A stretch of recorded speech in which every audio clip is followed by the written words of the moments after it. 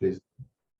Yeah, hi everyone. Thanks for coming. Today we have Benny from Tel Aviv University to give a talk. He's going to talk about secret sharing, slice formulas, and monotone real circuits. Let's welcome him.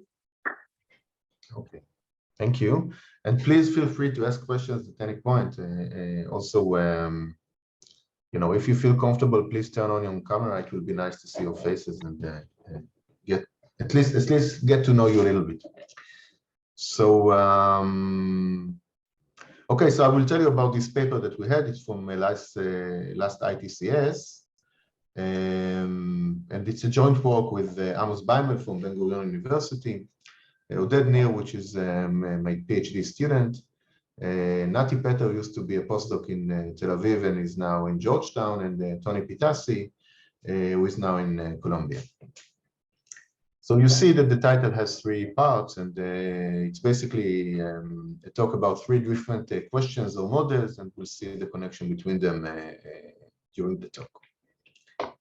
So let me start with a question from an exam, and again, feel free to ask questions at any point. So say that you have a function from n bits to 1 bit, okay? And the function is monotone. What does it mean? It means that if you flip a bit from 0 to 1, then the value of the function only grows. And pictorially, we can kind of arrange all the strings of length n bit in a lattice, right? Where there's all 0 string is in the bottom and all 1 string is in the top, and the kth layer contains all strings of weight k. So the middle layer is the largest one. And if you think about monotone functions, then it means that, you know, if you color each string with its value 0 or 1 according to the function, then when you go from bottom to top, you're going to move from 0 to 1 at most 1 point. Good, so this is a monotone function. And our goal is to realize this function by formula, but this is kind of a funny formula that is allowed to use slice gates. So what are slice gates? So slice gates has the following form. So it has some parameter k, and for strings of Hamming weight larger than k, the function gets the value 1. For strings of Hamming weight smaller than k, the function gets 0. And for strings of weight k, the function can give you arbitrary values. Okay, so you can program this kind of gate to act arbitrarily on k on the kth level. So example of a gate of a slice function? Question mark?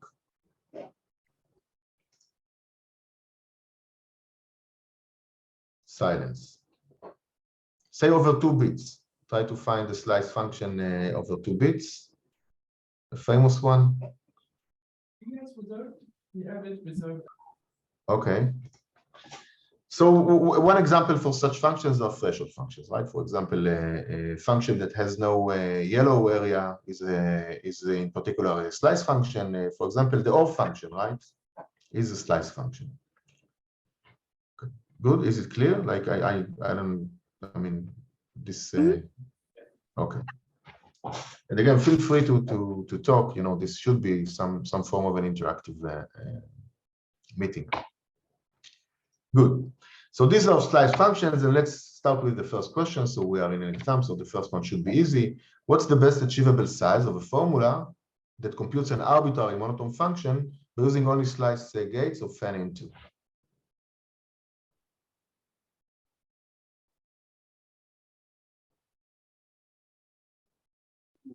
So someone wants to suggest a number as a function of n. Should it be n? Should it be n squared? Should it be 2 to the n? Should it be, I don't know, 2 to the square n? 2 to the n. 2 to the n, good. 2 to the n, and this is tight. So as an upper bound, right, think about the monotone CNF or DNF, right? So you just use and and ors, and this should be like a size 2 to the n just by looking at the truth table, say, at all the 1 entries of the truth table, you'll get a DNF. And on the other hand, just by using counting, following Shannon, we can prove the 2 to the n is the best achievable bound, right? Because the basis is small, right? We used only slice gates of n into. Okay, let's move to the next question. What if we're allowed to use NOT gates and unbounded fan-in slices? So note that now the lower bound does not work, right? Because the bases can be huge, right? There are many slice gates. So how small can the formula be?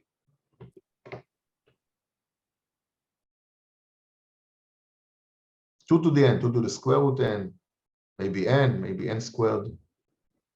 And to the n. What? N? Sorry, by size, do you mean the number of gates? Or What? by size, do you mean the number of gates? Yes. When I talk about the size of the formula, it's the number of gates, or if you want the number of leaves, it's the same up to a constant factor, right? I mean, we're all familiar with formulas, right? I mean, I assume. These are just like circuits, standard circuits, but the fan out of a gate is just one, right? Once you computed the node, you can use this computation only once. So this is a formula. It has a tree-like structure. I think so it's the answer O N or. The answer is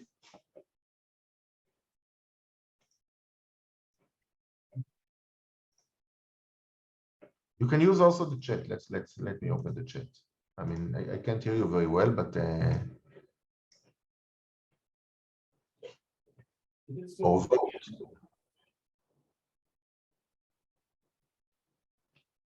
Yeah, can you hear the answers from the audience? I hear you, but I don't hear others right now. Yeah, okay, I hear lefts. Okay, that's good.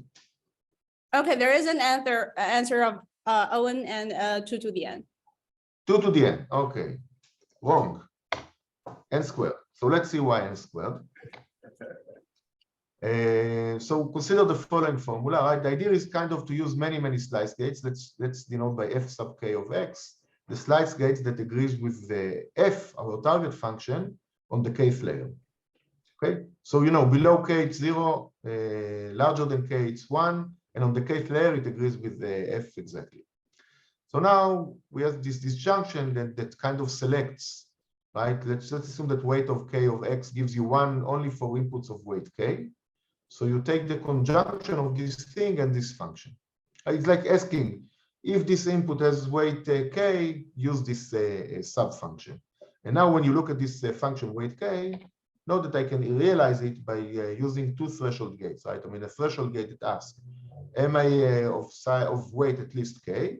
And the note of am I of weight at least k plus 1. Okay, so this is where I use the NOT gate, right? But other than that, threshold gates, we already said that they are just a special case of slice functions. So this is roughly on n squared, right? So you iterate, you try all possible weight values. So this shows you that these slices are very powerful. Now here's the third question, right? I mean, does it make sense? Okay. Okay, good. I hope that I mean, I don't know. These Zoom talks do not work very well, I think. But okay, let's try. I mean, maybe someone can be the mediator or something like this, like pass answers or reactions from the crowd, because I can't hear you guys. Okay, the third question is, what if you're given only slices of unbounded fan? So no NOT gates. Okay, now the whole computation is monotone. You have these slices, and you have arbitrary unbounded fan. What can you prove here? Right? Can you go below 2 to the n? Okay, we saw that 2 to the n you can achieve even by a kind of a bounded fan-in. We saw that with the NOT gates you can get down to n squared. How much power do you have if you don't have the NOT gates and you have unbounded fan? And now that lower bounds are going to fail, at least the naive ones, using counting arguments, right? Because again, the basis is huge. You cannot apply Shannon here. So any guesses? No guesses. Okay, we'll try to kind of explore this question. I have someone briefing. Okay, still you can also use the chat if you want to write a guess.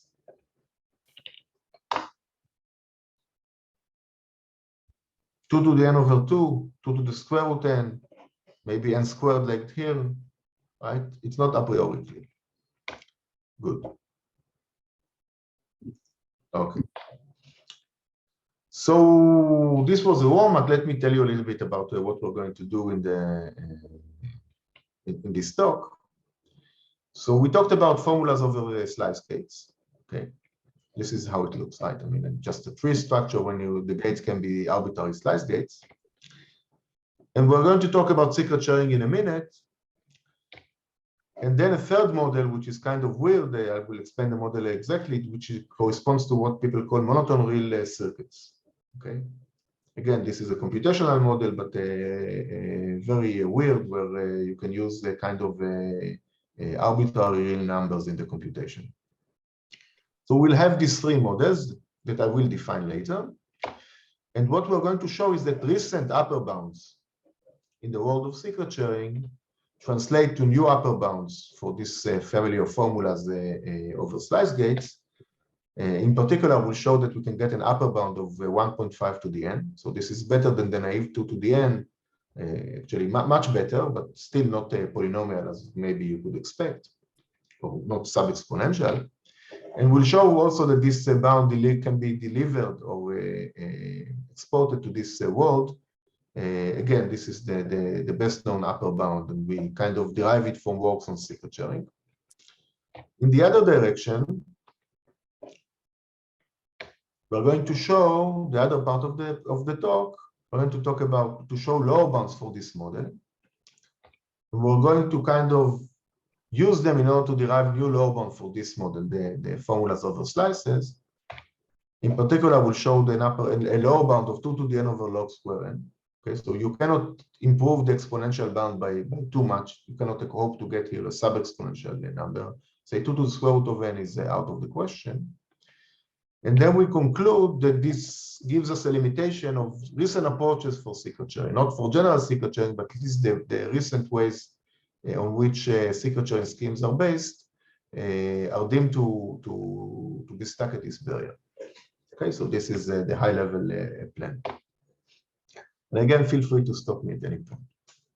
Good, so let's talk about the secret sharing schemes. How many of you are familiar with secret sharing? Quite a few. Quite a few. Okay, most of you. I mean, can I assume that quite a few is something? It's a very non-committing answer. 70%. 70%. Okay, out of 3 people. Okay, good. So let's define them quickly. So they were introduced in the late 70s by Shamir and Blackley in the form of threshold secret sharing, but I'm going to talk about more general notion of general secret sharing. So let's define this. So we have a dealer who holds a secret S. You can think about it as a single bit for now. And he wants to kind of share this secret or store this secret among n servers or n parties. Okay, so which means that this dealer has some random coins R, and he's going to generate some shares, or if you want, I don't know, some partial information about this S and deliver it to each party. Now, what do we want to achieve? Okay, so these are the shares, S1 up to Sn. We have some set of or collection of authorized coalitions, and want to make sure that an authorized coalition, say the first 3 parties or the first 3 servers, should be able to recover the secret based on their information. Okay, so they can kind of reconstruct the value. And in the other hand, unauthorized coalitions, say the party 3 up to 6, learn nothing about the secret in information theoretic sense. Okay, so given their shares, this random variable, the secret is still completely hidden. Okay, good. So you saw that this question is parameterized by this list of authorized and unauthorized coalitions, and we can always write it as, you know, as a, so we call it a access structure, right? A. And we can always represent it as a Boolean function, right, from n bits to a single bit. That you know, by associating sets with the strings, right? For example, the set that corresponds to the first 3 parts is just the string 1, 1, 1, 0. Okay, in all the other locations. And this function tells us whether a set or an n-bit string is authorized or not. Now, one should know that this function must be monotone. Why is this the case?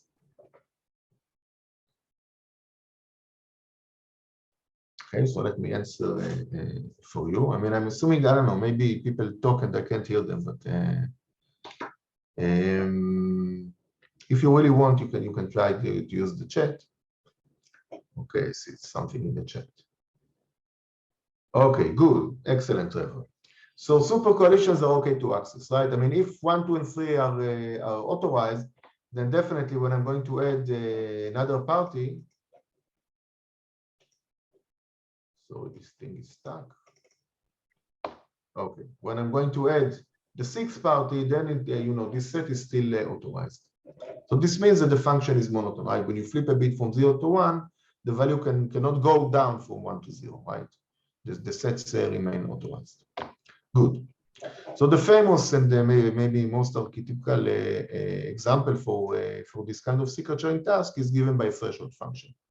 So for example, for some threshold, let's say f4, we want the function to accept all the sets of size at least 4 and reject all the sets of size at most 3, right? And the canonical example here again is probably Shamir secret sharing, which is based on polynomial, right? I mean, you choose a polynomial of the right degree, you embed the share as the free coefficient of the polynomial, and you hand each party a point over this polynomial. And this guarantees that if you have enough points, that is enough shares, you can interpolate the polynomial and recover the zeroth coefficient, recover the secret. And if you have only few points, then this free coefficient can be shown that this free coefficient is completely hidden. Okay. Someone wanted to say something? I heard some whispering. Okay.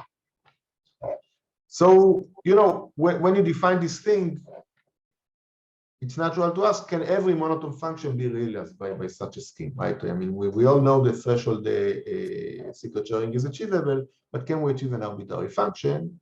And the answer is, of course, yes. So let's see why. So the first observation is the following. Say that my function f is just an OR of two functions, f1 and f2.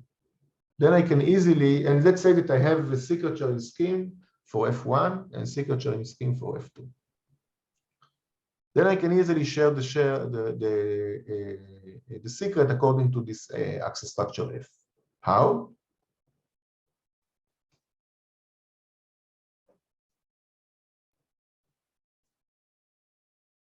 Just by duplication, right? I can just duplicate the secret twice, share it according to f1, and then share it according to f2.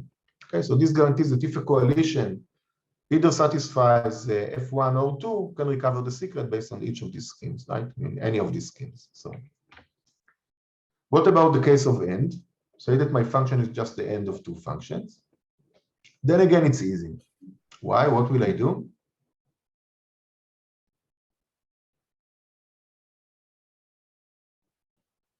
Okay, I assume that you know for each function. Let it happen.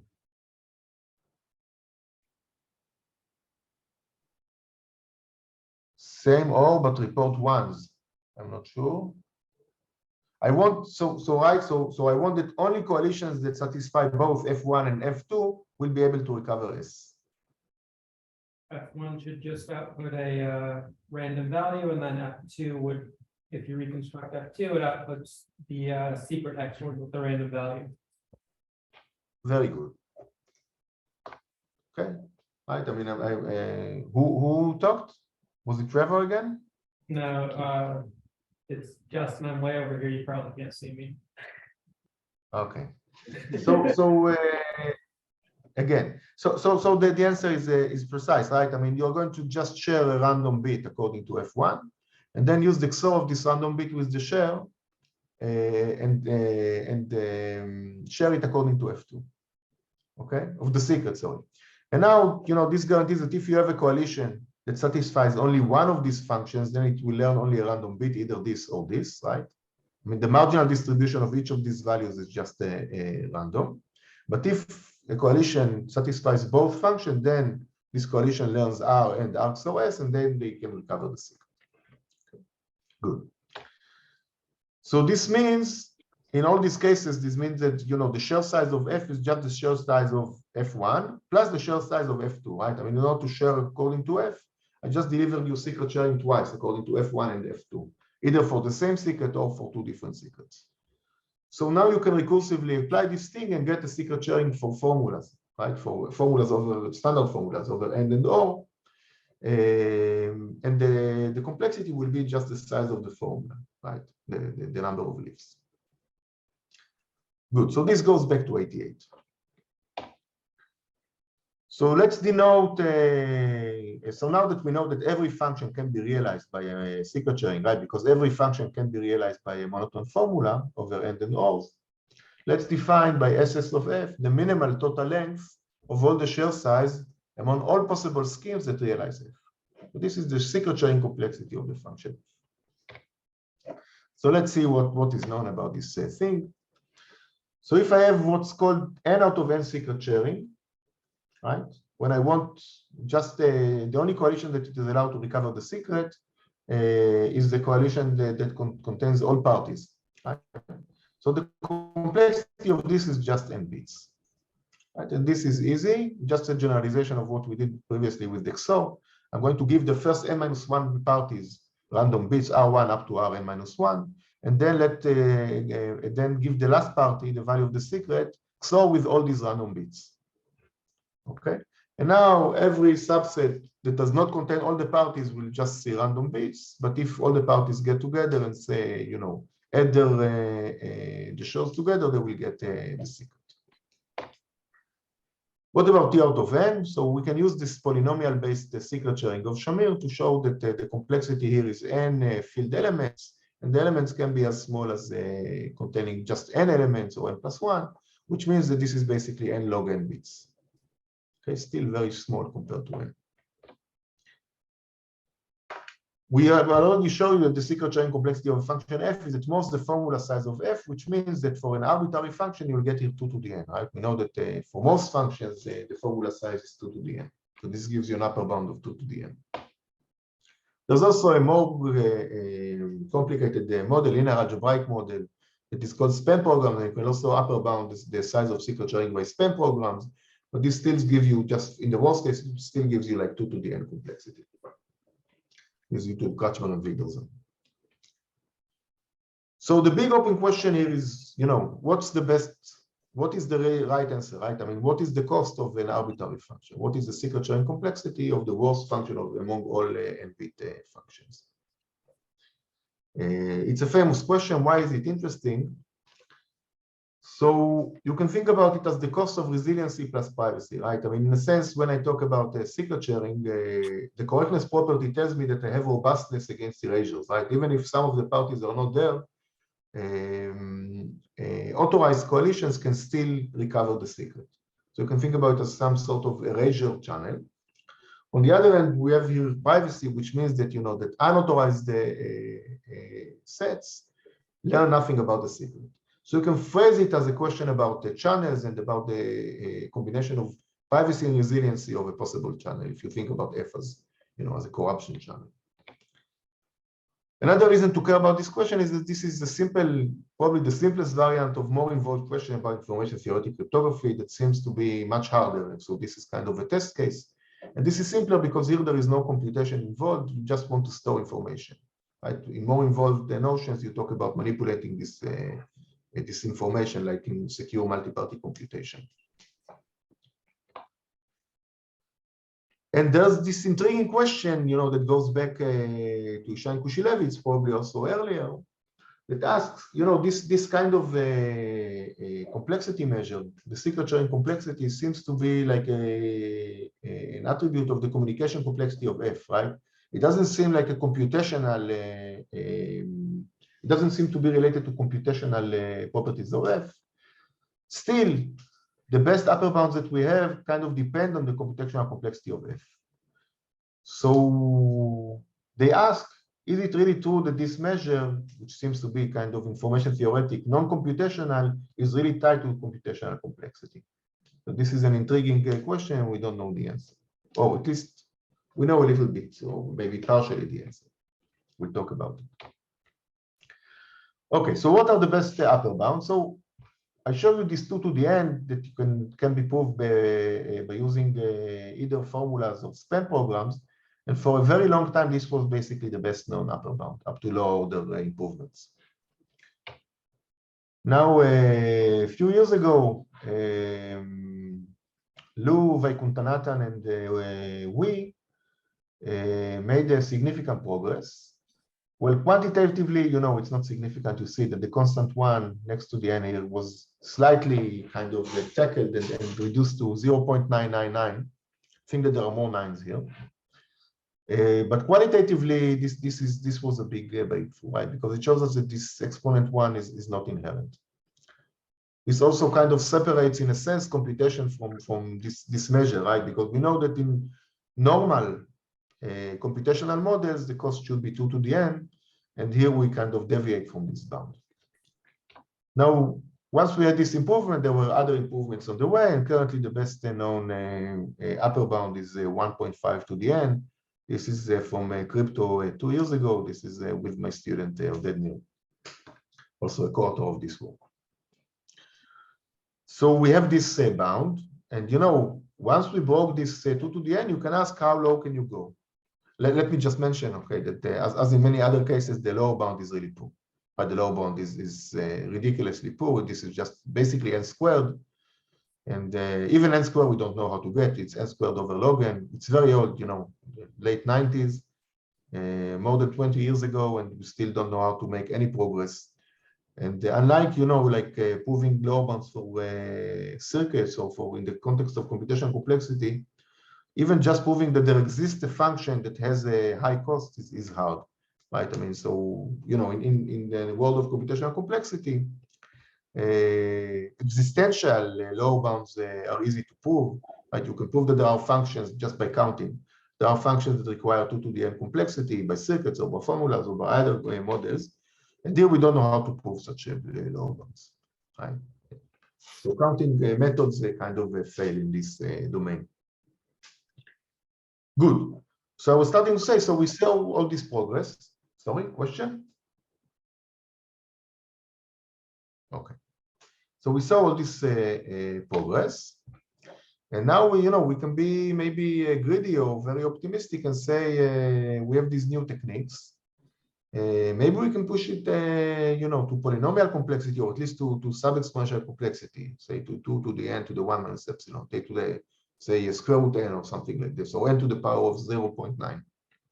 Right? This would be like this would be great, and that's the kind of the basic question that initiated this the current work. Okay. So the first observation that we had is that is the fact that, you know, if you look at all these recent secret sharing schemes, the one that go below 2 to the n, they're all essentially based on formulas over slices.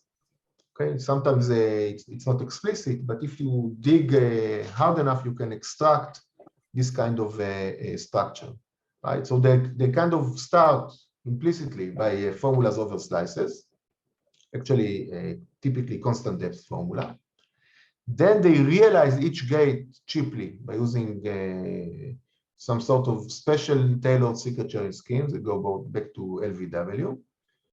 Realize that each gate, I mean the slice gates. And then by going down recursively, similar to the way that we did with the standard formulas, you derive a secret sharing for the whole function by using this kind of composition, right? I mean, by resharing things down the formula. So this kind of this template appears in almost all recent works. And again, in some cases, you have to kind of reformulate the recent constructions, but eventually you can bring into this form. Okay. So the corollary, you know, I didn't show you how the construction look like, and I don't think that I will have time to show you because they are relatively complicated. But by using this kind of observation, you can get automatically a new upper bound for a formula over slices just by using the recent, the best known construction of secret sharing, which will give you like 1.5 to the n. Okay. So we did this step, right? I mean, we know that we have 1.5 to the n secret sharing, and we kind of inherited it to the world of formula over slices. And now let's talk about the third world, okay, which will be important for the sake of proving the lower bounds. Questions so far? Okay. So let's talk about monotone real circuits and formula, and this thing goes back again to the late 90s. So these are standard, again, circuits and formulas, but we're going to allow these crazy gates. So what are crazy gates? Monotone real gates. So a gate here takes two values. These are two real numbers, and it outputs a real number. And we require the gate must be monotone. In what sense? So imagine that your pair of input is smaller than another pair of inputs. And here I mean that A is smaller than A prime and B is smaller than B prime, smaller or equal. Okay. So for such pairs, the function should be monotone. Okay, so G of AB in this case should be at most or as high as G A prime B prime. Okay, this is kind of a weird model, right? We talk about Boolean function. Why should we talk about real monotone gates? But still, we'll see that this is useful.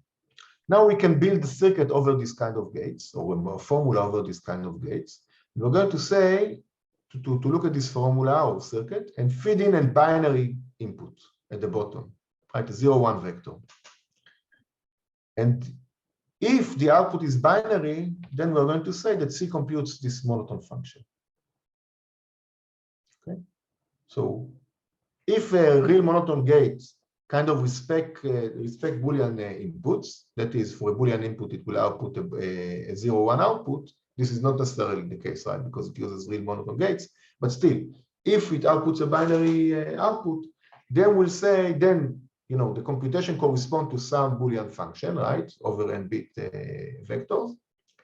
And it's not hard to see, to show that this function must be monotone. Okay, so we can kind of look at it as a model of computation. Let's see, let me mention that, you know, intermediate wires can take real values, right? So we don't put any restriction on the intermediate values. So before we continue, let's see an example.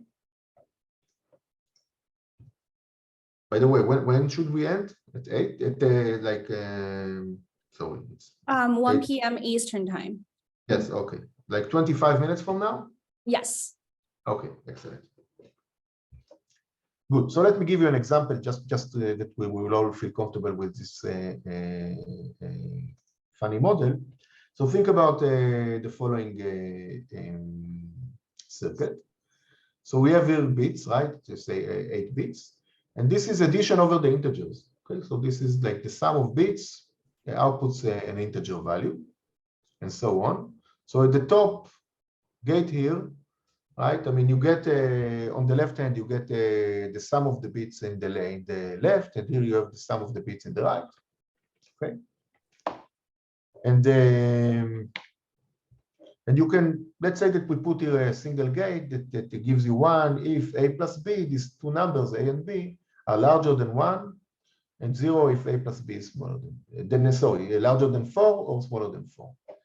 So this circuit now computes the, you know, the 4 threshold function, right? 4 out of 8 threshold. Okay. Just a simple example. Note that it uses only like basically less than n gates, right? Because it's a tree, n minus 1. So why should we care about this model? It turns out that this model was motivated by lower bounds in the context of proof complexity, specifically cutting plane proofs. And also let me note, and this is kind of an exercise, if I don't put this monotonicity restriction, then you can show that every function, every Boolean function, can be computed by a formula over real gates of size at most n. Okay. Basically, you can kind of propagate to the top the binary representation of the input, right? And then just decide based on the binary representation of the input what it should be the output according to the truth table of the function. So you can encode the whole truth table of the function in this gate G, for example. So you can see that this is even worse than what I said about slices. Here, the class of gates is infinite, right? It's not just large. It seems to be like uncountable, maybe, right? Because we're using real numbers. Of course, it's not really infinite because it suffices. You can discretize things, and you don't have to consider all possible gates because you look only on n-bit inputs. But still, it's a huge class of gates, right? It's a finite, but very like effectively, it's finite, but definitely it's too large to prove any reasonable lower bounds based on counting. Okay, so what do we know about this model? So this model seems to be much stronger than Boolean circuits and Boolean formulas. And in particular, Rosenblum, and I'll show you in a minute his theorem, shows that monotone real circuits are exponentially stronger than this model. And the way that he showed it, he proved the following theorem. Every slice function over L bits can be computed by a monotone real circuit of size linear enough. And one can show that a slice function in general requires exponential size for like standard circuits. So for standard Boolean or circuits or formulas. So this was the way to separate these things. Let me show you the proof. Okay, I think that we have time, so this is a beautiful proof. So let me briefly sketch it to you. We'll get back to this point later. So I want to show you that every t-bit slice function has monotone real formula of size linear in t. Okay, so this is our slice function. I want to compute it. I'm going to do the following thing. I'm going to start with my t-bit input, and let me just write it as a, let me index the bit from 0 to t minus 1, and let me duplicate it 2 times. And now I'm going to use this subcircuit to compute the following funny integer. So this thing is just the integer that corresponds to the binary representation of the input. Okay, so this is an integer whose size is something between 0 and say 2 to the t minus 1. Okay, and I'm going to add here something that depends on the Hamming weight of the input. So I'm going to weight here something large compared to this value, 2 to the t times the Hamming weight. Okay, so this value is going to be dominated by this part, by the Hamming weight. Okay, so this is one thing that I can compute, and it's not hard to show that this can be computed by linear size monotone real formula. And you don't have to follow this expression, but this is easy in a way that is quite similar to the thing that we did in the previous slide. Good.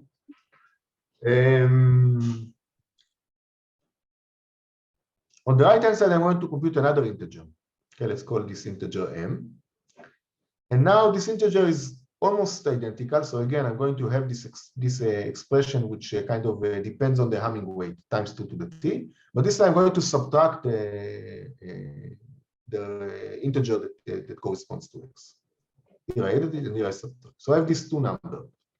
Okay. And again, I can compute it easily by linear size monotone real formulas. And now I'm going to use a single monotone real gate that is going to kind of encode everything that happens in the middle layer.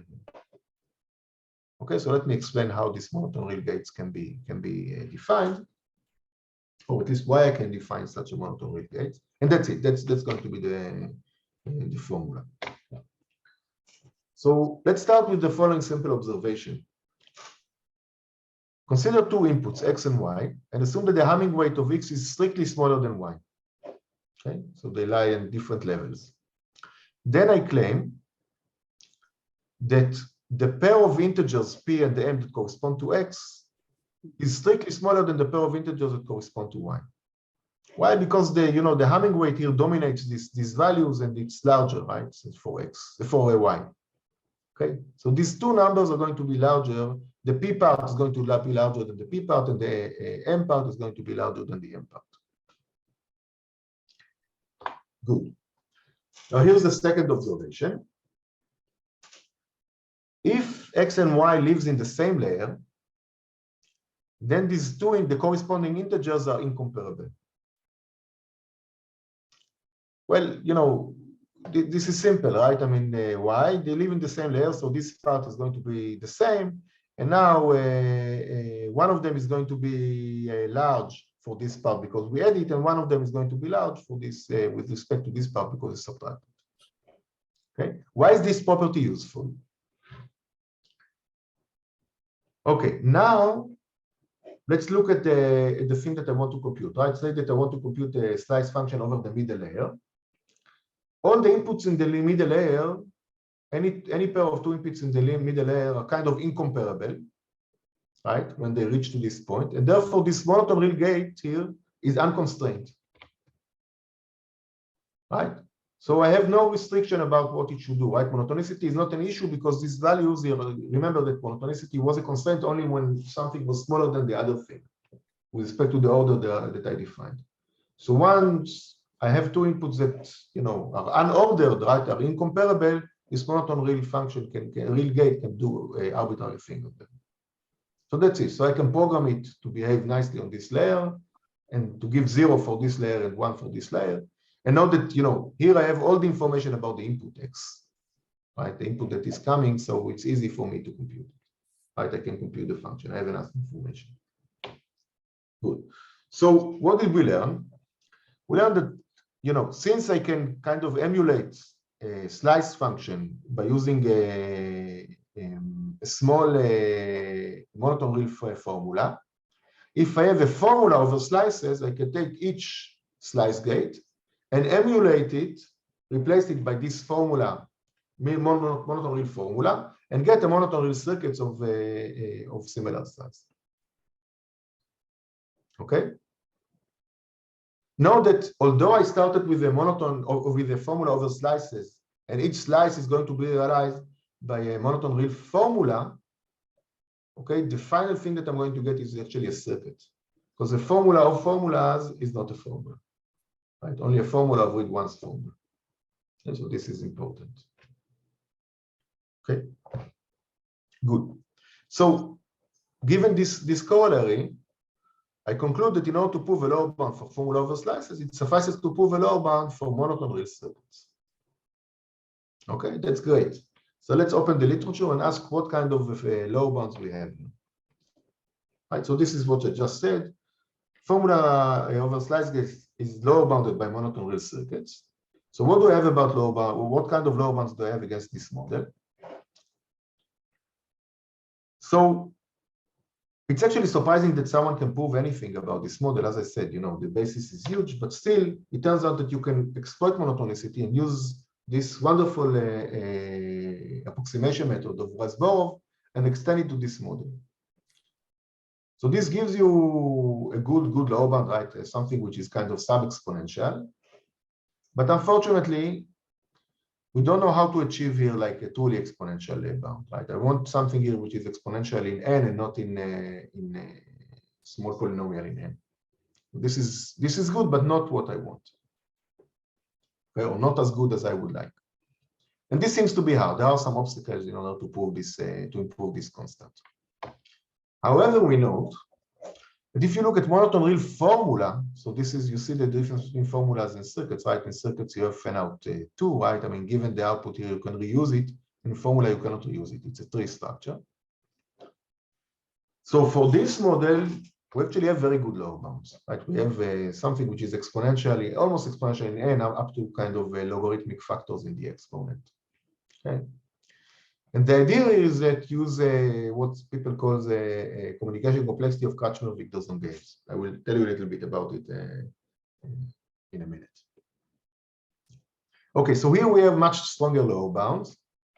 And we know that formulas in general are larger than circuits, but this is kind of, we see that we have a bad chain of inequalities, right? I want to lower bound this thing by this expression, but this is inequality is not in the right direction.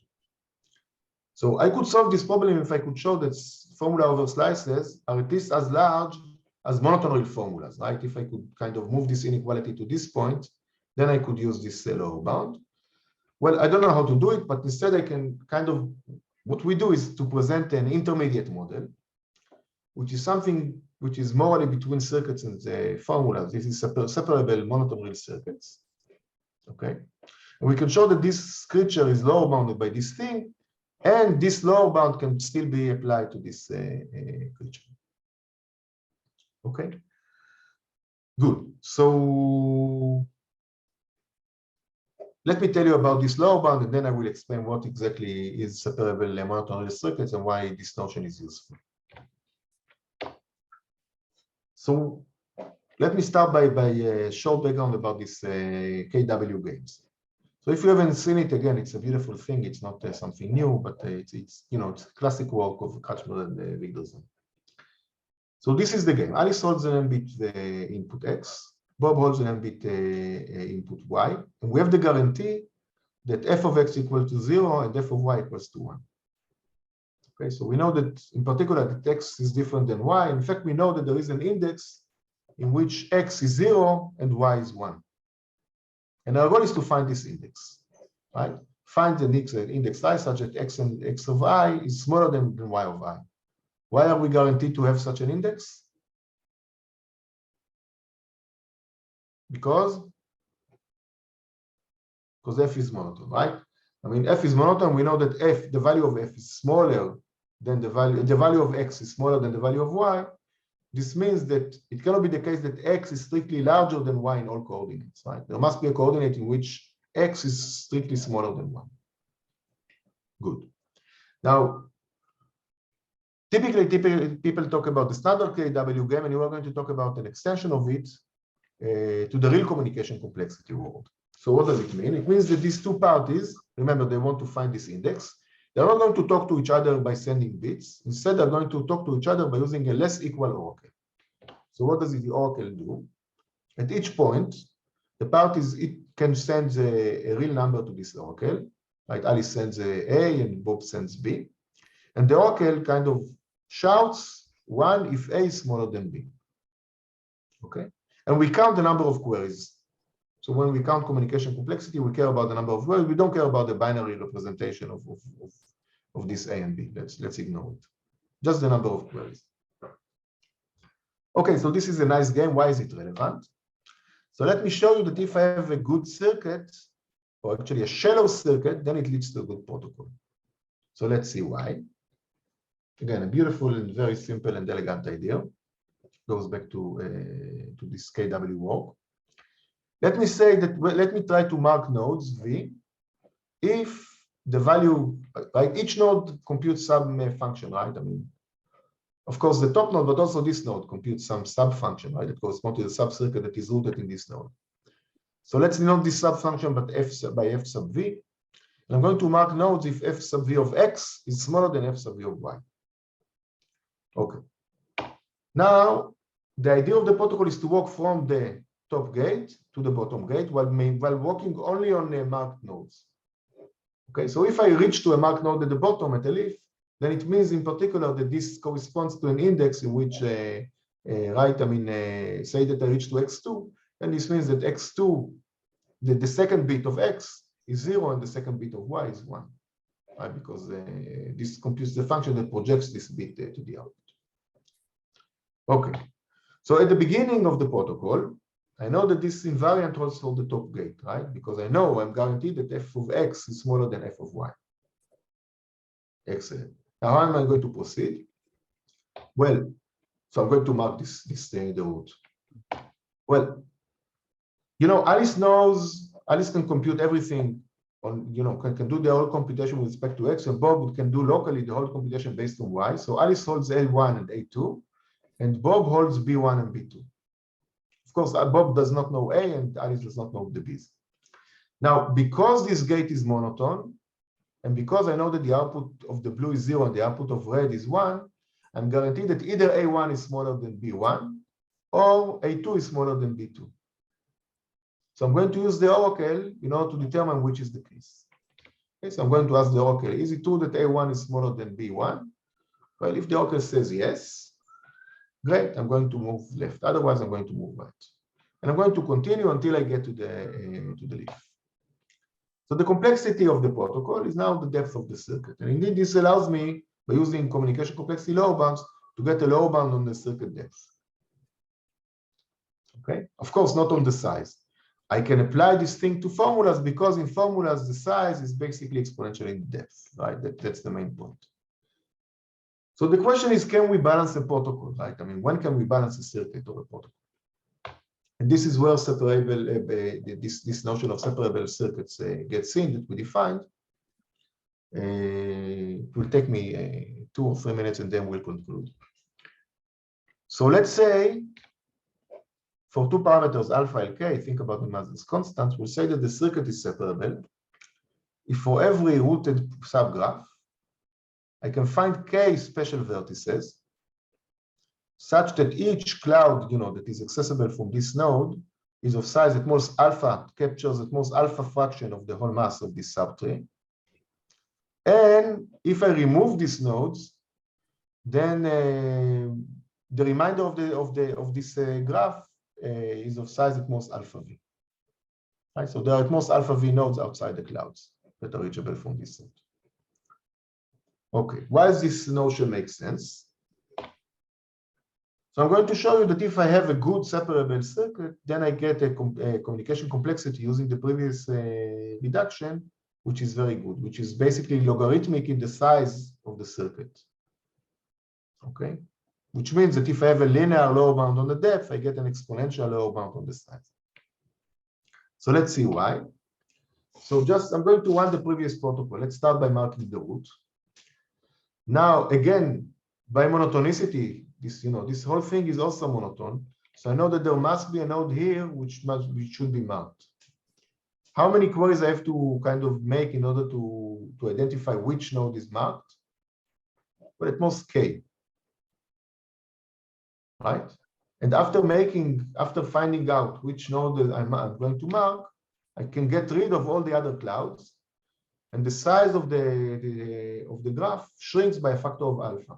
So if alpha is constant, right, I need just a logarithmic number of steps in order to get just the leaf, right, in order to finish the protocol. And finally, the final observation is that this formula over slices, remember that we said that when we use this Rosenblum trick, we get a monotone real circuit.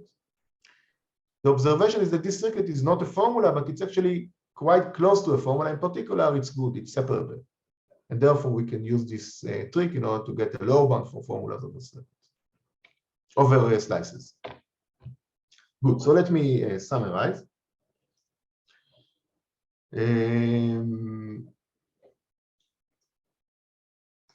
We prove by using communication complexity a known result that there exists a function, actually we can come up with an explicit function that requires separable monotone real circuits of size at least 2 to the omega of n over, say, log square n. We conclude by using the previous argument that the same function requires the formulas over slices of similar size. And this allows us to conclude that by using these recent secret sharing techniques, we will not be able to go below n over log squared n. Now, let me just mention that there is some form of a converse to this theorem. Namely, we show that if you can, say, achieve here, if this is tight and you can achieve here, like, say, something like 2 to the n over log squared n for every function, like there is also an O notation, then you can get some non-trivial secret sharing from this thing. But I'm not going to show you this. Okay. For the upper bound, we show that we know that every function has a 1.5 to the n secret sharing scheme, which implies by using this observation that by looking at the constructions, we conclude a similar upper bound for a formula over slices and a similar upper bound for monotone real circuits, and in fact, even for monotone real formulas. And this is the first non-trivial bound on the worst case complexity of these models, right? They are quite old and well-known, and this is the first time that someone breaks the 2 to the n bound. Right, as I said, this applies even to formulas.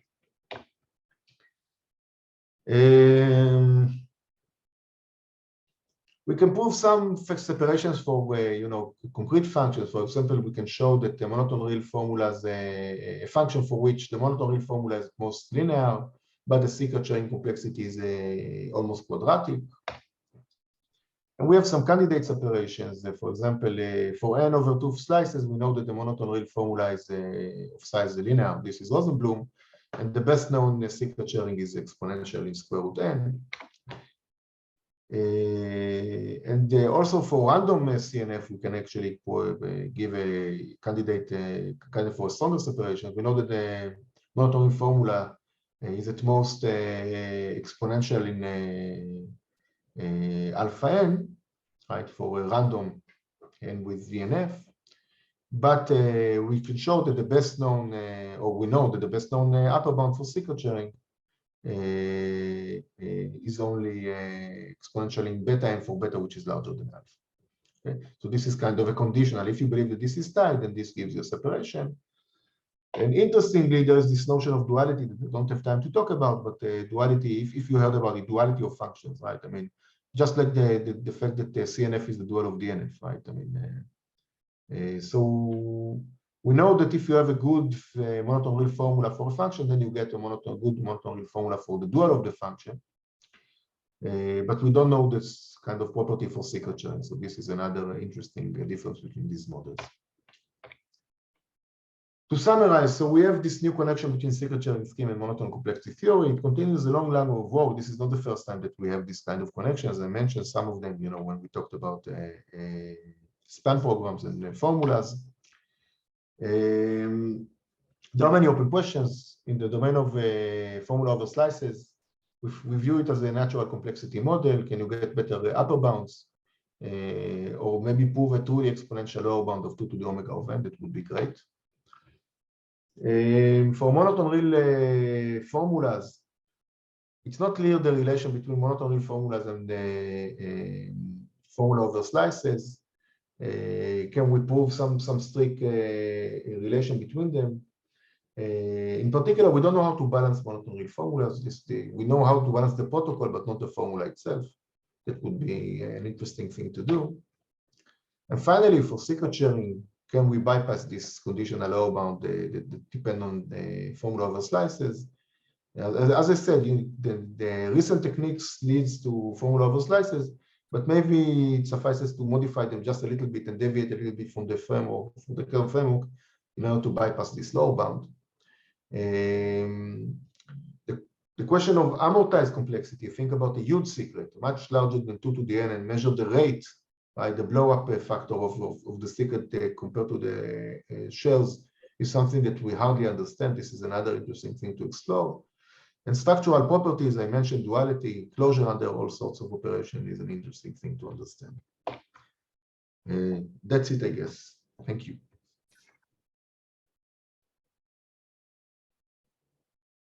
Questions?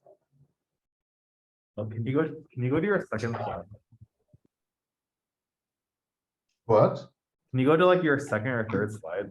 Why is the circuit complexity of like using slice and NOT gates O of n squared and not O of n? Why what? Can you go to your second slide? Or like, second slide. Yeah. Ah, okay. You're worried about what? The riddle, the second one? Like literally like the first slide. Yeah. Okay, so why is it O of n squared and not O of n? Shouldn't it be O of n by like, I mean, like for example, if you use like this. Okay, so what are you counting here? Like so we count wires. Okay, so it depends on what you count. What do you count? If you count wires, then it's that's kind of the typical complexity measure. Like, okay, typically people count leaves, the number of leaves, which is essentially the number of wires, right, in formula. And this is count there's O of n squared wires, but not gates. Okay. But right, I mean, you have n here, and each thing here is basically n wires. But if you count gates, then you will get, I guess, n gates, right? Order of n gates. Okay, so it depends on your complexity measure. The most standard thing is to count wires.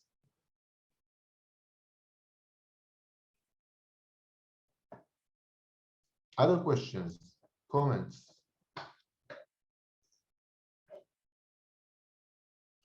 Okay. We will be done soon. I see a question by Trevor. Okay. We're leaving for now. Just finish a minute. I think there's Okay. a question in chat. Yeah, I see it in the chat, yes. So let me read it. Are there any circuit classes that aren't bounded by real circuits? Yes. Other than supersets like complex circuits? Yes. What other useful lower bounding is possible? So there are even more crazy, okay, great question. There are even more crazy models where, you know, in addition to this real monotone gates, you allow all sorts of things that each gate kind of compute something like a linear program or things like this. So there are models along these lines that that were suggested in the context of even more fancy proof systems, right? I mean, I mentioned that this corresponds to Catalan planes. There are even fancier proof systems. And for this kind of models, I don't think that they have any lower bound. So yes. And you could also kind of imagine, even in our context, you know, things that kind of I mentioned these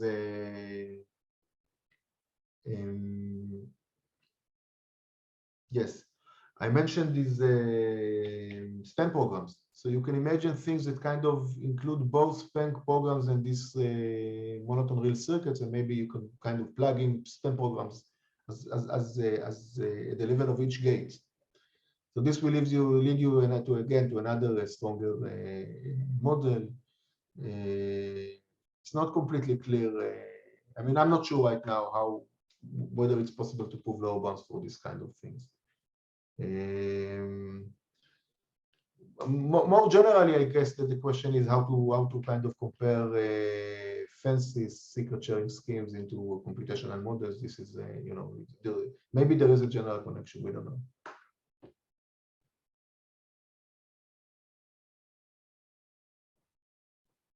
Okay, I guess there's no other question. Let's thank Benny again. Thank you. Okay. Yeah, thank you guys. Bye-bye. See you.